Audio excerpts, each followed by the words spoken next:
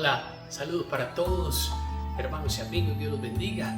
Qué bendición poder volver a encontrar. Gracias por encontrarnos semana a semana. Damos las gracias por todos los mensajes y apoyo que nos envían a través de email al pastorandresosa@gmail.com y de los comentarios que hacen a través de los videos de nuestro canal de YouTube. Gracias a todos, Dios los bendiga. Esperemos que estos mensajes lleguen a lo más profundo de su corazón.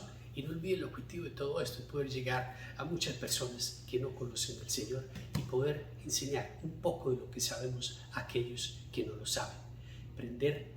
Encender esa luz para aquellos que están en medio de la oscuridad. Recuerden que si esta es la primera vez que este canal lo encuentra, que este mensaje lo encuentra, haga clic en el botón de suscripción y también, si es de su gusto, haga clic en el botón del like para ayudarnos a reproducir este video muchas más veces. Continuamos hoy entonces con nuestro estudio del Evangelio de Mateo y vamos hoy al capítulo 19, ya en la recta final de este Evangelio de Mateo. Recuerda que si tiene dudas, que si tiene preguntas, también sus comentarios, recuerda escribirnos, envíanos a través del email o del comentario del video y nosotros llegaremos a ustedes. Pongámonos en la presencia de Dios y pidámosle que sea Él el que toma control de nuestra mente, de nuestra alma, de nuestras emociones, y que sea, Señor, solo tu voz la que escucha en nuestros oídos. Abre, Padre, nuestros oídos físicos y nuestros oídos espirituales y permite que podamos comprender hoy lo que nos quieres enseñar. Y hay mucho que comprender hoy, un tema espectacular que quizás caiga como anillo al dedo para muchas personas. El divorcio, capítulo 19 del Evangelio de Mateo. Voy a leerlo despacio para irlo explicando a medida que vamos leyendo. Cuando Jesús acabó de decir estas cosas, salió de Galilea y se fue a la región de Judea, al otro lado del Jordán. Lo siguieron grandes multitudes y sanó allí a los enfermos. ¿Por qué es importante este principio? Porque ya hemos hablado históricamente de la situación geográfica de Jerusalén. Decimos que Jerusalén está, digámoslo, al centro, y en esa región donde está la ciudad de Jerusalén se conoce también como la región de Judea. Más al norte, hacia el este, está esa región que se llama Cafarnaúm, y al otro lado está la región de Galilea. Por eso dice que Jesús dejó esa región. ¿Por qué es importante? Porque esta era ya la última vez que Jesús visitaría esa región y se encaminaba ya entonces hacia la región de Judea, camino a la ciudad de Jerusalén. ¿Para qué? Para cumplir su cometido de ser el Salvador del mundo y morir en esa cruz. Por eso esto es importante, porque aquí el evangelista lo narra de esta manera para que nosotros sepamos que ya Jesús no volvería a ese lugar, sino que se encaminaría hacia Jerusalén. Algunos fariseos se le acercaron y para ponerlo a prueba le preguntaron. Esto ya lo hemos leído varias veces en otras ocasiones. Los fariseos vuelven una vez más. No aprendían porque ellos necesitaban una prueba para poder condenar a Jesús. Y entonces dice que lo ponen a prueba. Vamos a ver qué le preguntan. Y mejor, ¿qué Jesús le responde a esa acusación?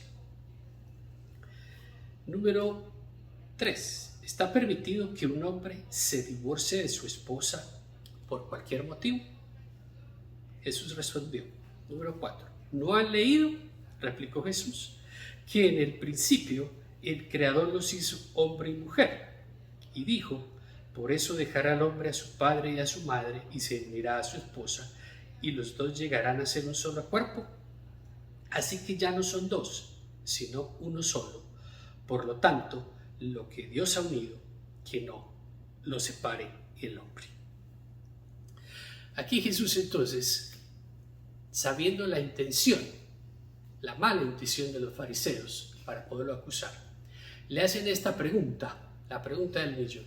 ¿Es posible, es permitido que un hombre se divorcie de su esposa por cualquier motivo? Pero fíjense que Jesús no contesta si sí, si no, sino que contesta afirmando y más bien enseñando lo que ya estaba escrito en la ley, inclusive antes de la ley de Moisés, porque eso está escrito en el Génesis 2, en el momento de la creación. Y si usted lo sabía, pues es importante, porque lo que Jesús está diciendo es, primero viene la voz de Dios, primero viene la orden y el orden de Dios, y por eso él lo narra y dice, ¿no han leído que por eso el hombre dejará a su padre y a su madre, se unirá a su esposa y los dos llegarán a ser un solo cuerpo? Esto está escrito en Génesis 2:24, inmediatamente después de que Dios cría a la mujer, a Eva, de la costilla del hombre, y entonces instituye esa hermosa unión del matrimonio. Desde el momento de la creación, la intención de Dios no era que las parejas que llegaran a ser uno se separaran. Por eso les contesta con otra pregunta, con una contrapregunta, y les dice, así que ya no son dos sino solo uno, por tanto, lo que Dios ha unido, que no lo separe el hombre. Le replicaron, ¿por qué entonces mandó Moisés que un hombre le diera a su esposa un certificado de divorcio y la despidiera? Moisés les permitió divorciarse de su esposa por los obstinados que son. Respondió así. Pero no fue así desde el principio. Les digo que excepto en caso de infidelidad conyugal, el que se divorcia de su esposa y se casa con otra, comete adulterio. Aquí vamos a ir despacio para poder entender qué es lo que Jesús está diciendo. Al ver los fariseos ver que Jesús no le respondía con algo para poderlo acusar, entonces ellos mismos le devuelven la táctica de Jesús pensando que saben más que él. Y le dicen, sí, pero entonces ¿por qué Moisés entonces, le nombran a Moisés, les permitió divorciarse de su esposa? Y esto es correcto.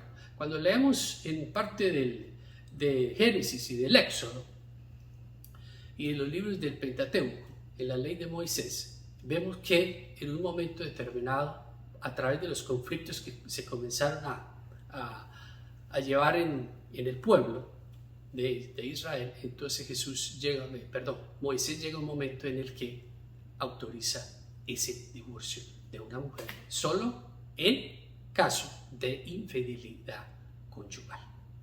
Pero lo que Jesús quería decir era esto, no era así desde el principio. Otra vez remarca y dice, y eso que le quede claro a usted, a mí y a todo el mundo, la motivación de Dios para crear al hombre y a la mujer era que fueran uno, y que en ese uno pudieran ir a él y pudieran vivir con él para poder formar ese hogar, para poder formar esa familia. De igual manera, cuando nosotros nos unimos a nuestra pareja, somos uno, y por eso Jesús lo dice, lo que Dios ha unido, que no lo separe el hombre, porque lo que Dios une no debería ser potestad del hombre para desunirlo. Pero solo en este caso entonces de infidelidad conyugal fue que Dios a través de Moisés autoriza que se pueda llegar a divorciar una persona de la otra. Pero después dice y advierte y dice, si una persona se casa con otra, el que se divorcia de su esposa y se casa con otra, se comete adulterio. ¿Qué significa esto? A veces esto suena muy complicado. Si una persona no lo hace a través de la ley, como está estipulado, y dice que le da la autorización para que se divorcie, entonces Jesús dice, si esa persona va y se casa con otra, está cometiendo adulterio. ¿Por qué? Porque no ha hecho el proceso que tiene que hacer para poder quedar libre de esa otra persona. Y no significa que vaya a seguir cometiendo adulterio con esa persona, sino que lo que eso significa es que estamos quebrantando la ley de Dios cuando Él decía que lo que Dios une, no lo separe el hombre. ¿Y eso cómo lo ponemos entonces en la actualidad, en nuestro presente de hoy? De igual manera. Dice que a excepción de infidelidad conyugal, el divorcio no es permitido a los ojos de Dios. Por eso entonces una cantidad de preguntas se pueden levantar y decir, bueno, pero entonces si mi esposo no me es infiel pero me golpea, pero si mi esposo no es infiel pero es un degenerado o toma mucho o no provee para la casa y no le importan los hijos, una cantidad de preguntas. Bueno, vamos a hacer un stop ahí, porque yo sé, todas esas preguntas son válidas. Pero lo que usted tiene que entender es que el matrimonio es un vínculo tan sagrado para Dios que antes de que usted dé el sí y antes de que usted acepte a la otra persona como su cónyuge, usted debe conocer verdaderamente a esa persona. Y usted me va a decir, ay, pero ¿cómo logra uno conocer verdaderamente a la otra persona si el ser humano lleva algo en el corazón oscuro que a veces esconde la verdadera persona? Bueno, por eso esto no es un juego. El matrimonio no es un juego. El matrimonio no es una cosa de emociones y de sentimientos que me llevan a sentirme enamorado y que me tengo que casar y que voy a hacer el resto de mi vida con este hombre, y después a los 2, 3 meses, al año o a los 2 años que se acaba ese proceso de enamoramiento, que se acaba esa pasión desenfrenada, entonces ya tengo el derecho de poderme divorciar, porque entonces no estoy haciendo las cosas correctamente. Por eso Jesús lanza esta advertencia después, y ponga cuidado lo que dice en el siguiente versículo. Dice: si tal es la situación entre esposo y esposa, comentaron los discípulos, es mejor no casarse. No todos pueden comprender este asunto, respondió Jesús, sino solo aquellos a quienes se les ha concedido entenderlo. ¿Cuál es el significado de esto? Que todos los seres humanos somos diferentes, que todos los seres humanos tenemos temperamentos diferentes y que nosotros no nos podemos mover por las emociones, sino por los principios de Dios. Por eso el matrimonio no es un juego, y si usted no puede, si usted piensa que no puede vivir con una persona por más que la quiera, pues entonces no lo haga. Por eso lo dice ahí, es mejor que no lo haga a que después esté cometiendo toda clase de infracciones ante Dios para poderse liberar entonces de algo que usted desde el principio pudo haber dicho no. Y sigue, póngale cuidado a lo que sigue. Después Jesús dice, número 12, para algunos son eunucos porque nacieron así, a otros los hicieron así los hombres, y otros se han hecho así por causa del reino de los cielos. El que pueda aceptar esto, que lo acepte.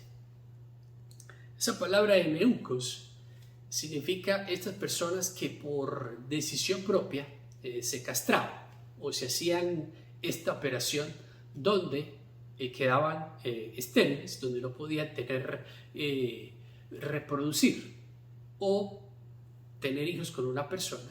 Y esto ellos mismos lo hacían, dice que unos porque fueron así, otros porque decidieron hacerlo por cuenta propia, otros porque los hombres los hicieron así, refiriéndose quizás a algún tipo de accidente o algún tipo de artimaña o de cualquier otro tipo de situación que haya concluido en que la persona no pudiera tener hijo, que fuera estéril. Y al final dice, el que pueda aceptar esto, que lo acepte. Por eso el matrimonio no es para todas las personas. ¿Es la voluntad de Dios que las personas puedan formar una familia? Sí. Pero Dios también sabe que hay personas que no lo pueden hacer, que no lo pueden aceptar. ¿Por qué? Porque antes de poder dar ese sí y antes de poder tomar ese tipo de compromiso, que ante los ojos de Dios es para siempre, la persona tiene que estar completamente segura. No solamente en la emoción y en el sentimiento, sino en la otra parte del ser humano, que es en la aceptación, escúchelo bien, en la aceptación del carácter que tiene la otra persona, sin importar las discrepancias que esto pueda ocurrir en la pareja. ¿Qué significa eso? Si usted es capaz de aceptar a su pareja con los defectos que tiene, y usted puede proyectar esa visión al futuro, y usted puede decir, sí, a pesar de ese defecto yo la puedo amar y puedo vivir el resto de mi vida con ella, hágalo. De lo contrario, no cometa el error y no diga algo que sí simplemente por la emoción, para que después entonces llegue el llanto, llegue el dolor, llegue la tristeza, cuando usted ya en lo profundo de su corazón sabía que eso no iba a funcionar. ¿Cuántas veces escuchamos las historias de los padres y de las madres? Mi hijita, mi hijito, pero si yo le dije que eso no iba a funcionar. Sí, yo sabía, pero yo tenía la esperanza de que la persona cambiara. Yo tenía la esperanza de que esa persona pudiera ser diferente. No podemos vivir de esa manera. No es que no podamos tener fe y no tengamos la certeza de nuestra fe y en la oración de que Dios puede transformar a la otra persona, porque Dios lo puede hacer, pero eso no puede ser la motivación inicial. La motivación inicial tiene que ser el amor, y no solo en la mente el amor terrenal físico, sino el amor hacia Dios, porque es a través del amor que Dios pone en mí para mi pareja que yo lo puedo traducir y la puedo aceptar para el resto de mi vida. Por eso actualmente el matrimonio parece desechable. Usted ve que la gente se casa, a los 6 meses, al año, se divorciaron. ¿Por qué no? Que no se entendían. Pero si eran tan felices, bueno, existen cualquier cantidad de circunstancias que no podemos explicar ahora. Pero por eso lo que tenemos que entender es que con Dios no se juega, con la ley, con la palabra de Dios, con su mandato, con sus mandamientos no se juega. Y nosotros tenemos que conocer eso. A veces la gente se casa sin ni siquiera saber qué es lo que Dios dice acerca del matrimonio. Y cuando llega la dificultad, llega el problema, entonces uno le explica a las personas y la gente dice, pero wow, yo no sabía nada de eso. A mí nadie me explicó que eso era tan complicado, que eso no era tan sencillo. Porque hoy en día es tan fácil ir a una corte y usted por $100 o $200 paga una licencia y dice que ya se casó. Pero eso, aunque parezca tan sencillo en el acto, para ante los ojos de Dios es algo mucho más trascendental y eterno. No se le olvide eso. Sigamos. Número 13. Jesús y los niños. Llevaron a los niños a Jesús para que les impusiera las manos y orara por ellos, pero los discípulos reprendían a quienes los llevaban. Jesús dijo, dejen que los niños vengan a mí y no se lo impidan, porque el reino de los cielos es de quienes son como ellos. Después de poner las manos sobre ellos, se fue de allí. Otra vez, dejen que los niños vengan a mí y no se lo impidan, porque el reino de los cielos es de quienes son como ellos. Ya Jesús nos había explicado esto. Él nos había dicho que el reino de los cielos es como los niños. ¿Por qué? Porque tienen ese corazón dócil, tienen esa alma dócil, tienen esa voluntad de poder escuchar la voz del Padre y de poder aceptar la instrucción y de obedecerla. Por eso nosotros, si queremos entrar al reino de los cielos, tenemos que escuchar la voz del Padre, rendir nuestra propia voluntad, nuestro propio pensamiento, nuestro propio racionamiento y permitirle a Dios que a través del Espíritu Santo viva nuestra vida para poder entonces ser como esos niños y que el Señor nos imponga sus manos y nos llene de toda su gloria y de toda su bendición. Pero nosotros cometemos el error que en la medida en que nos vamos madurando, en que vamos aumentando de edad, entonces nos volvemos como más duros, más rígidos o quizás más fuertes o como usted lo quiere definir. Y que eso impide, porque ya tengo mucha edad, o porque tengo muchos años, o porque he vivido mucho, o porque he sufrido mucho. Entonces eso ya no me venga a mí a este cuento a esta edad de decir que yo tengo que cambiar y que yo tengo que escuchar la voz de alguien para poder que me moldee y me diga cómo tengo que vivir. Y así es, si no escuchamos la voz de Dios, que nos alinea con su voluntad, si no escuchamos la voz de Dios como niños, que nos dice esto sí, esto no, por aquí sí, por aquí no, entonces viviremos una vida desordenada donde espiritualmente no podremos conectarnos con Él, no podremos conectarnos con el Padre y entonces viviremos en un caos diario donde no podemos hallar las respuestas y donde no podemos hallar el camino que nos lleve a Él. Por eso, todos los días nosotros debemos rendir nuestra vida a Dios. El compromiso de la fe, el compromiso de creerle a Dios es algo que se hace todos los días, porque usted en un instante puede sentir mucha emoción, mucha alegría, mucho deseo de obedecer y de seguir a Dios, y quizás al siguiente día o a la semana no sea el mismo, pero usted lo hace no por lo que sienta, sino por lo que Él dice y por la promesa de su palabra, porque creemos en su palabra, porque creemos en su promesa y porque sabemos que lo que Él nos promete es verdad. Por eso tenemos que aprender a vivir por los principios y no por los sentimientos, porque cuando vivimos por los sentimientos destruimos nuestra vida, destruimos nuestro presente a través de esas emociones que quizás nos estén diciendo que está bien lo que estamos haciendo, cuando en realidad lo que estamos haciendo es destruir con nuestras propias manos lo que Dios nos ha dado. Por eso tenemos que aprender a escuchar la voz de Dios como niños, poder ser dóciles, poder ser humildes, poder dejar el orgullo, la soberbia y poder ser como esos niños que se pueden llegar a los pies del Padre, escuchar su voz y sentirse feliz, tranquilos, reposados en la presencia misma de Dios. No permita que el mundo le robe esa paz, no permita que el mundo le robe lo que el Señor, lo que Dios mismo tiene para darnos. Recuerde ser parte de la solución y no parte del problema, porque un acto de bondad a la vez puede transformar el mundo. Piense a quién puede ser usted de bendición cada día y permítale a Dios que a través del Espíritu Santo lo utilice para poder ser instrumento de luz en medio de este mundo que se destruye. Dele la oportunidad a Dios, désela, no se va a arrepentir. Escuche su voz, obedezca lo que le dice y su vida cambiará. Se lo aseguro, no porque yo lo diga, sino por lo que es, lo que enseña la bendita palabra de Dios. Si usted se ciñe a este libro, a este manual, a esta brújula espiritual, su vida será transformada y usted podrá encontrar las respuestas que tanto necesita. Recuerde seguirnos a través de las redes sociales, en el Instagram y en el Facebook, donde continuamos con nuestro trabajo de la obediencia para poder entonces demostrar nuestra fe con los actos. Que el Señor los bendiga y los guarde. Que el Señor los mire con agrado y les extienda su amor. Que el Señor les muestre su favor y les conceda su paz.